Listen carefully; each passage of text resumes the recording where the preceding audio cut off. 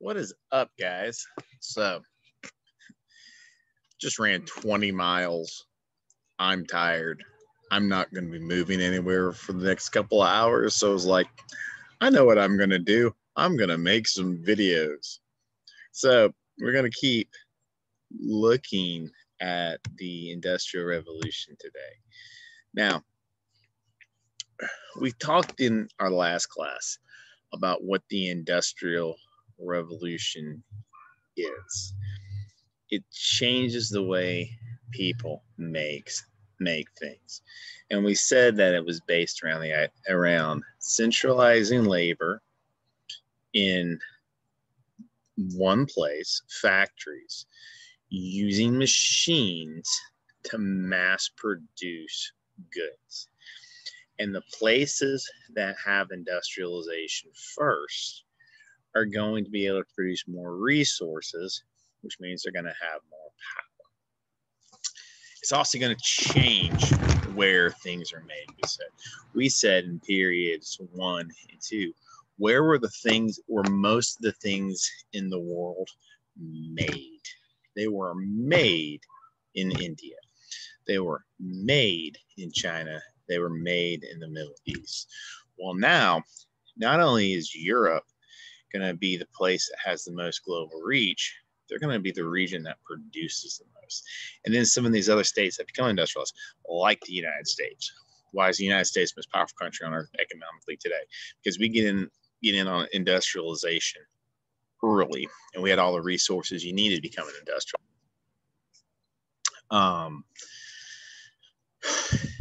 Same for places like Britain, Germany, and even Japan. And that's such an interesting story. The story of Japanese industrialization we're going to get to, because it's a big story and it's an important story. We want to give it its due. But that's a couple classes from now. Well, once these places start to industrialize, just like in period 2, in period 3, you're going to see these regions come up with better economic systems and better innovations. In period 2 is things like joint stock companies, in the creation of mercantilism. Well, in period 3, there's going to be some economic breakthroughs and important economic theories that are going to be created that industrial states are going to be using ever since then. And some of these theories are going to be controversial. Some of these are things we talk about a lot, even in this day and even in our society. So let's talk about the economic developments that you see in this period. You're going to see the end of mercantilism. These states will still have colonies. We're going to talk about that a lot because that's a whole other story we hadn't even gotten to yet. Just know they don't practice mercantilism on their colonies anymore. They're going to promote free trade. This is largely due to the work of the first great economist in world history, who we consider a figure of the Enlightenment, Adam Smith. Adam Smith is the father of the modern economic theory of capitalism. Capitalism is an economic theory that comes from the Industrial Revolution. We're going to spend a lot of time about him in just a second, but right now I'm just giving you a synopsis of the big deal. Global trade continues and grows. There was global trade by maritime empires in period 2. There's global trade by these same maritime empires in period 3. What do all the industrial powers have in common, except one that we'll get to later on? They're also maritime powers. The two are synonymous with one another because you have to have global access to resources and goods, we said. So these power of these states continues to grow and global trade continues. Large-scale transnational businesses grow that are going to rely on new banking practices. I'm going to give you some examples of that in just a little bit. What does all of this stuff do? New economic theories, new access to resources, more global trade. For some, it's going to lead to increased standards of living.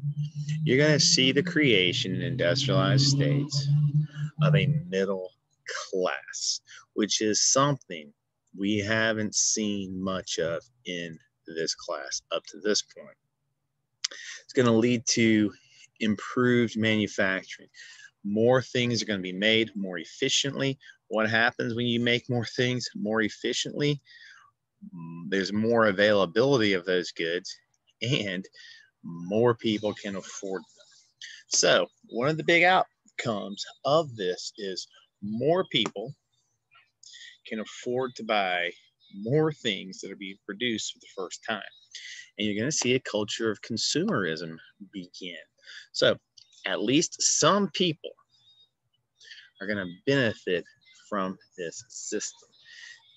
Today, I'm going to talk mostly about the glories of capitalism, the good stuff. That does not mean that the other shoe isn't going to fall. The negatives of capitalism are going to happen in a couple of days. So, what is capitalism? What does it do? Who is it benefiting? That's our big question right now. This is Adam Smith. He is the father of the economic theory of capitalism. He's an Enlightenment thinker who in 1776 writes one of the truly influential books on economics and world history. You can argue the most influential book in the history of economics, called The Wealth of Nations. Adam Smith's book is about how should countries govern their economies to maximize economic progress. And nobody had ever really thought about this. When he writes this book, he is writing it in the British Empire. Britain is practicing mercantilism on places like the 13 colonies and other colonies. Adam Smith argues this is a terrible, terrible mistake. Adam Smith argues that the best policy for a government to have to increase the economic growth of the state is a term he calls laissez-faire, which is French for leave it alone. Later capitalists will summarize his ideas into a statement many people believe today, which is that government that governs the best is that government that governs least. Adam Smith, amongst other things, said that economies are governed by what he called the invisible hand. And what is the invisible hand? It's everyone's pursuit of their own selfish motivations. Adam Smith says if a government will just get out of the way, don't do anything, don't try to regulate trade, don't try to tell people what to do, that everything will ultimately find a balance. Here's basically what his idea is. Let's say in Columbus, Georgia, there are no pizza restaurants. What is Adam Smith's solution for this? Adam Smith's solution is not that the government should open a pizza restaurant. Adam Smith's argument will be just chill, just relax, and see what happens. And what he says will happen is eventually somebody in the town of Columbus, Georgia will say, hey, you know what? If I start a pizza restaurant, I can make bank and I can provide for myself. And this person who starts this pizza restaurant, who is following their own selfish motivations, is actually providing a very valuable service for everyone in the community. Now, what happens if this guy who's making the pizza starts charging $28 for crappy cheese pizzas? Someone else in the community is like, I can do it better than that guy. I can produce a very nice living for myself. I just have to produce a better product at a better quality. And what Adam Smith says will happen is what's happened with the pizza industry in Columbus, Georgia. Ultimately, you'll find equilibrium. Ultimately, you'll have all the right amount of pizza restaurants that the town needs, at the amount of diversity that the town wants, at the variety of different price points that we want. That's why in Columbus, you've got $5 hot and ready's at Little Caesars, which I can crush as a go-to whenever I want quick pizza. Or I can go somewhere to old Chicago, pay a little bit more, and have a really nice pizza, and every level of pizza in between. And the government didn't have to do anything. That is Adam Smith's argument. Do nothing. Let people trade freely. Have low taxes. And watch what happens to your economies. This is the theory of capitalism. Limited government involvement. Let things play out. And economically, you'll see a tremendous amount of growth. Adam Smith is incredibly influential to to leaders of industrialized governments in Britain and later on the United States and Germany. And his ideas will be implemented. And it turns out, for the most part, he is right. Now, when I say he's right, what I mean is this. Even the biggest critic of capitalism, and they're out there, and that story is coming. Today's just capitalism is good. Capitalism is bad lesson is coming later. Even the biggest opponent of capitalism, someone like Bernie Sanders, would say, if all you care about is economic growth for the country as a whole, capitalism is the best system. The countries that are the most capitalist today tend to have the largest economies, even in this day. Japan, Korea, the United States, Germany. Okay. However, there are going to be some big buts. Capitalism is also economic survival of the fittest. You start a pizza place, you invest your life savings, you can't do a good enough job, sorry, you're out. And you might struggle for the rest of your life. That's one of the negatives of capitalism, but there's more, and we'll get to that later. Like, well, if there's supposed to be limited government regulation, does that mean I can start a factory and put God knows what I want to in the air with no limits to that whatsoever? But as an economic theory, many of his foundational ideas, even by his biggest opponents, you have to be able to say are right. What does it do? It leads to more free trade and increased global trade in this period. One of his big things is mercantilism is bad. Here's a big one for you. He writes The Wealth of Nations in 1776, but one of the things he calls for is the end of mercantilism. What starts in 1776? The American Revolution. What's one of the big reasons for the American Revolution? We're tired of mercantilism. If this guy had written his book 10 years earlier and had influenced the British government, there's a great chance we're still part of the British Empire. And that's a whoa moment in history that didn't happen. Now, again, what's the basic idea of capitalism? Limited government involvement in your economic system. Promote free trade, low taxes, minimal regulation, and let's go.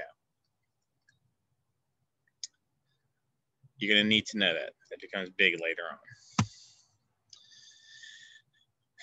What are some examples of new financial institutions? Transnational banks. So, what is capital? You're going to hear us talk about capital a lot, so let's go ahead and talk about this. Capital is anything that produces wealth. If I start Ronnie D's Pizzeria, which actually I'm not sure that should be a thing. Maybe that's going to be the retirement plan. Ronnie D's Pizza. I start this restaurant. What is my capital? My capital is anything that produces wealth. It is my employees. It's my pizza oven. It's the yeast I use to make the crust. It's the pepperoni. It's the tables. It's the utensils. It's the parking lot I paid to build so that customers could come there. What is the problem with industrialization? It requires an enormous amount of capital. Think of how much resources go into building a factory where 3,000 people might work there. The accumulation of capital is an important requirement for the Industrial Revolution. Well, you're going to see new ways for people to acquire capital, create things like through the creation of transnational banks. An example of a new bank that was made in this time period that crossed national lines is the Hong Kong and Shanghai Banking Corporation, also known as the HSBC. The HSBC was created in the Industrial Revolution, and it is still one of the, I think it's the 6th largest bank on earth, even to this day. Originally, this banking organization was used to fund European merchants trading in China. Now, this is fun. You might ask yourself, what are they trading in China? Drugs. The first international drug trade in world history takes part in period 3, and the British are behind it. Now, you might be like, wait, I thought China was isolationist. We're getting to that story later on. I'm getting a little ahead of myself by doing this now, but the European powers are going to break down the walls and start trading in China against their will. And it originates with an illegal drug trade that this bank helps facilitate. And that, if you're like, that sounds like an interesting story, I'll get to that in a couple of weeks. Okay. But yes, the international opium trade was in part funded by this banking organization. Banks like this will provide capital and they support global trade. Who do you think is going to be shareholders in this bank, this institution that is participating by funding merchants in an illegal transnational drug trade? Why, it's the British elites, the people who are in control of the government, in control of important institutions and factory owners, but also people who are beginning to be adherents to the ideas of capitalism as created and espoused by Adam Smith. Let me go back to one more thing about Adam Smith while we're here. Sometimes people who put forward controversial theories come from a really, really, really good place. Like, if you're anti-capitalism, it doesn't mean that you should be like, oh, and that guy's a jerk, he's a terrible human being.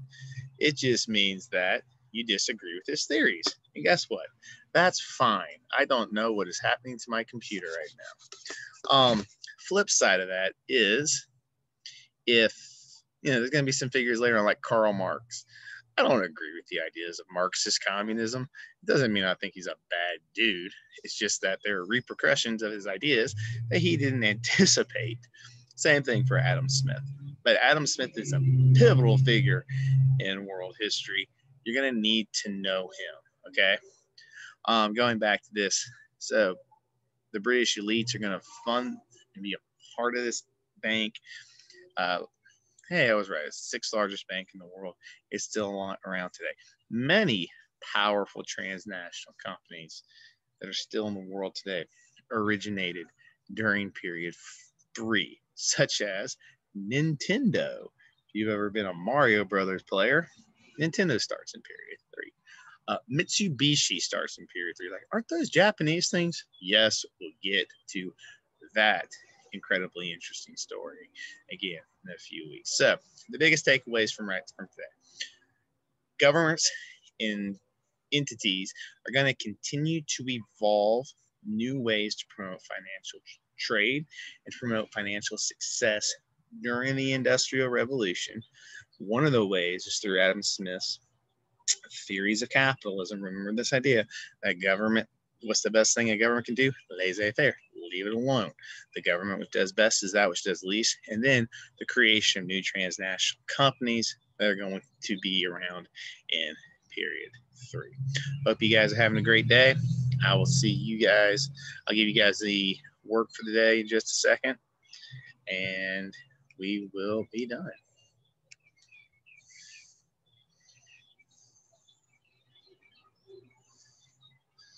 We may not be done.